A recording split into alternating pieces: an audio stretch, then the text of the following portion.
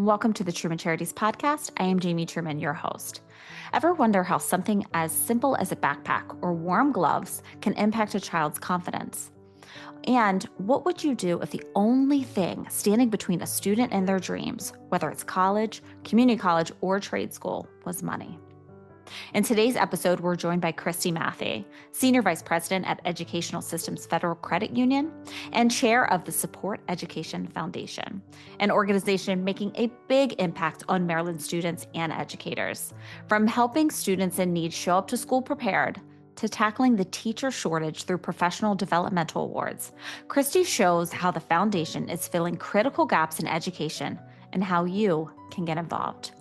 But before we speak to Kristy, please take a minute to rate and review our podcast. We are a 100% volunteer-based organization, so the reviews really help introduce our podcast to new listeners. And while you're at it, please click the subscribe button so you don't miss any future episodes. All right, now let's welcome Kristy to Truman Charities. You are the Senior Vice President and the Chief Strategic Growth Officer for Support Education Foundation. And I want to start by you telling us what exactly is the Support Education Foundation, what is that all about, and kind of what inspired you to become the chair of this foundation? Thank you for the question. I appreciate it. So my story about supporting education really started with my parents. So both my parents were teachers. So they met each other in Queens, New York. My mom taught Spanish and English. And then my dad also taught English.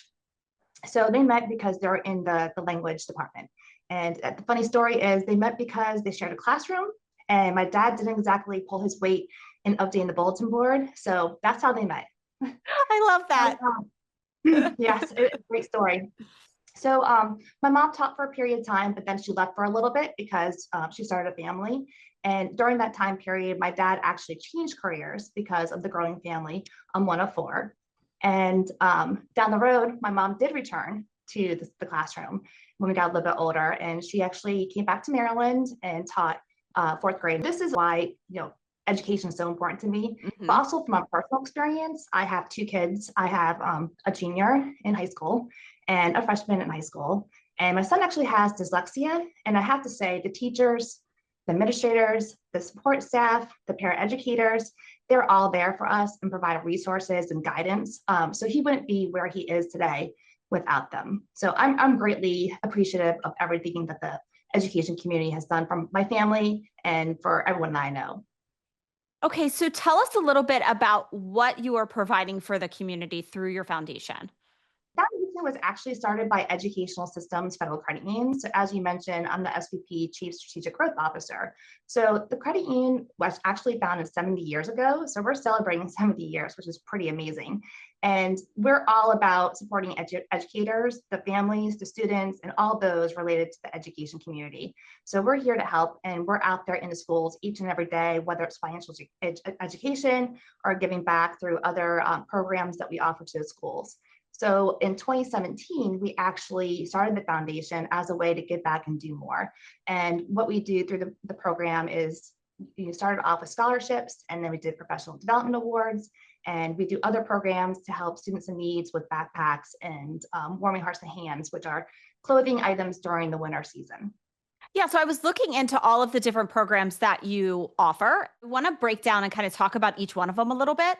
So I was looking into your scholarship program, which I do love is that you have a vocational scholarship as well. So I do love that you offer that. So start out and tell us a little bit about the scholarship program and who is the recipients of this and how does that all work? Sure.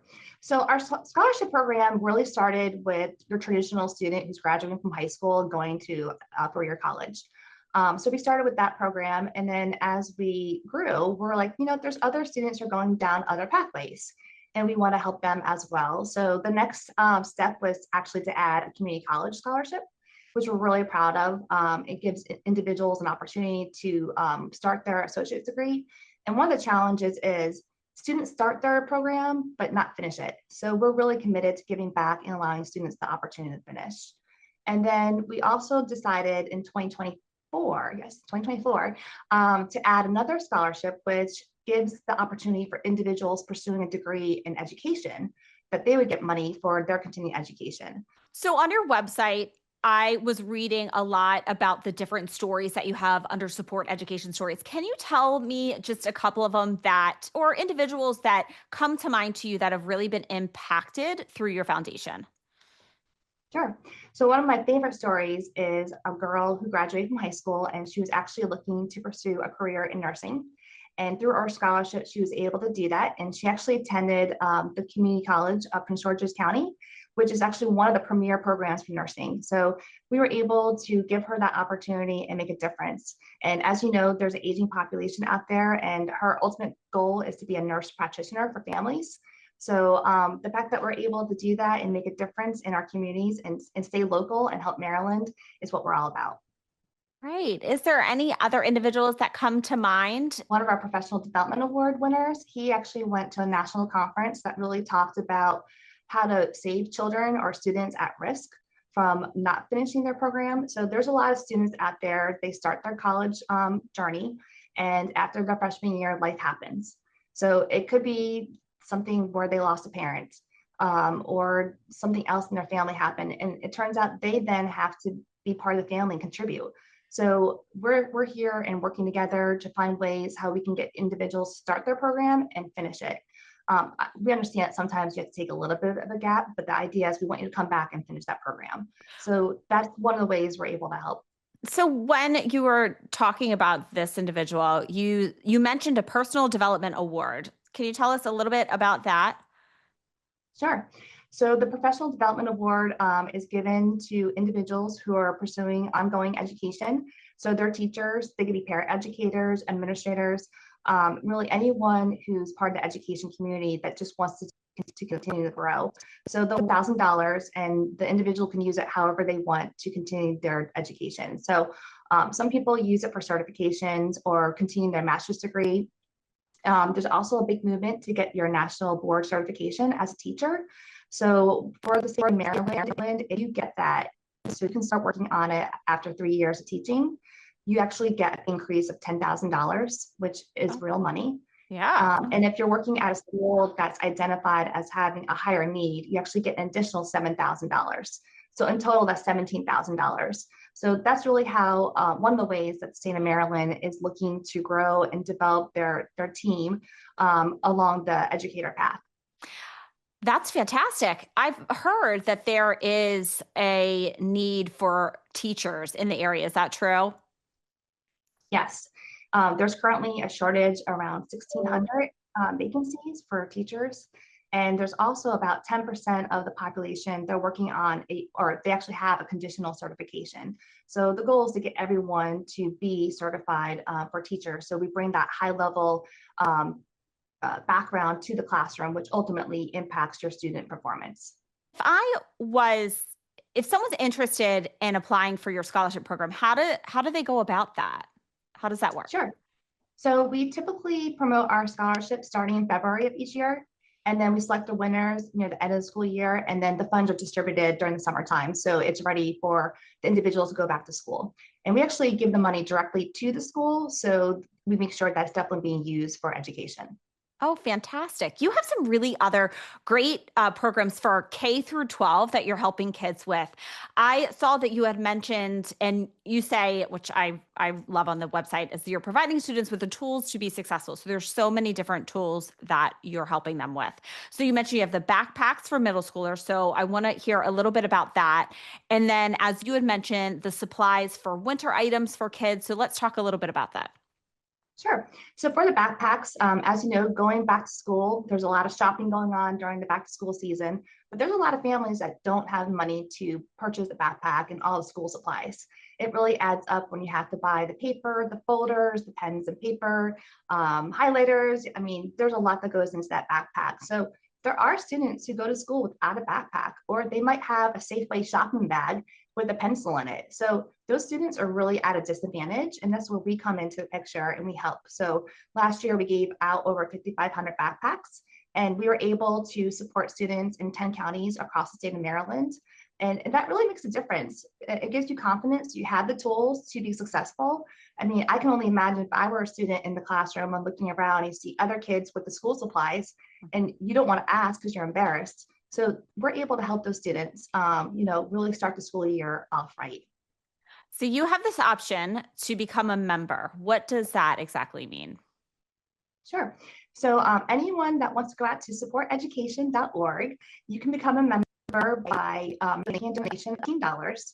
And it's really open to anyone. So if you're affiliated with the education community, so if you're a current student, you're an alumni, you're an employee, you're a volunteer, you're a retiree, you're eligible to join the foundation. To boil it down, basically, if you've graduated from high school, you can join the foundation. Tell me how you see the foundation growing. So as I mentioned, we started back in 2017 and our programs have already started to grow a lot, but we're really looking to grow more and we can't do it alone. I always say it takes a village. It truly does take a village. So it's a combination of working with our local and state government, working with other businesses in the area, as well as other foundations and organizations. So I'm open to anyone. If you want to come and start the conversation, come email me at info@supporteducation.org. We're here to get the conversation started to see how we can work and truly make a difference. When you're talking about the two programs that we've spoke about from K to 12 and it's backpacks and winter supplies, if someone wanted, do you take donations for that as well from individuals? Like, can they drop off backpacks? Do you have a drive? Yes, so actually we're coming up to the Warming Hearts and Hand season. So in November, we'll start collecting those items. So the credit union educational systems, federal credit union, we have 13 branches and we will be collecting donations starting in November. And the idea is to get it ready so we can give to the students before they head off to winter break.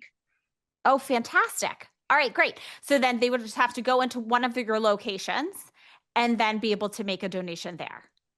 Yes, absolutely. Either they can do a physical donation. So if they're shopping and they're going out to Gap, or if they want to shop online, they can bring those items into the branch, or they can make a donation online as well. So we talked about kind of the growth of this foundation and how else can people help?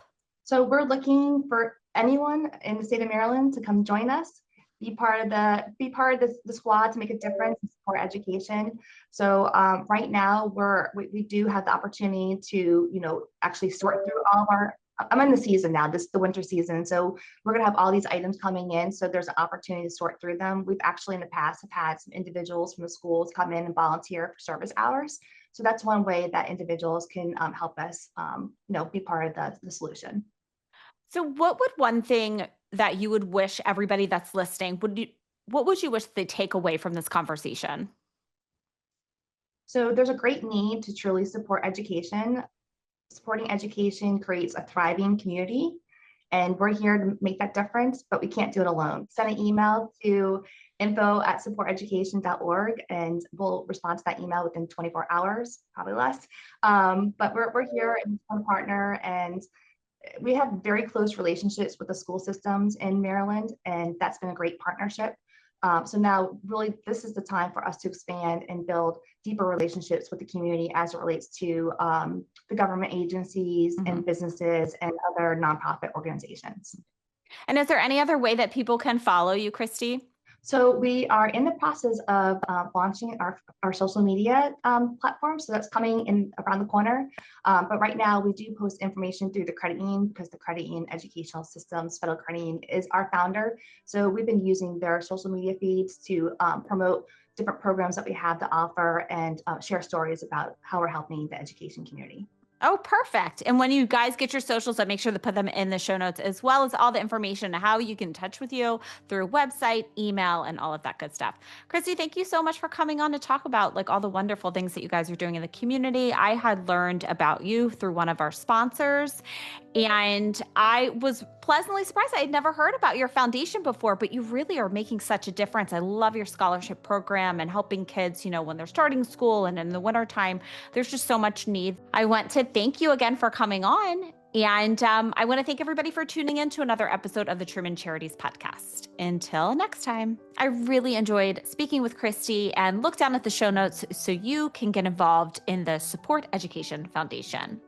If you enjoyed this episode, as I had mentioned before, please take a moment to rate and review it. We are 100% volunteer-based organization, and the reviews really do count. I read each and every one of them. And while you're at it, please make sure to click the subscribe button so you don't miss any future episodes. If you'd like to follow us, you can follow us on the Truman Charities on Facebook at Truman Charities, Instagram, Jamie_Truman Charities. You can follow me on LinkedIn at Jamie Truman.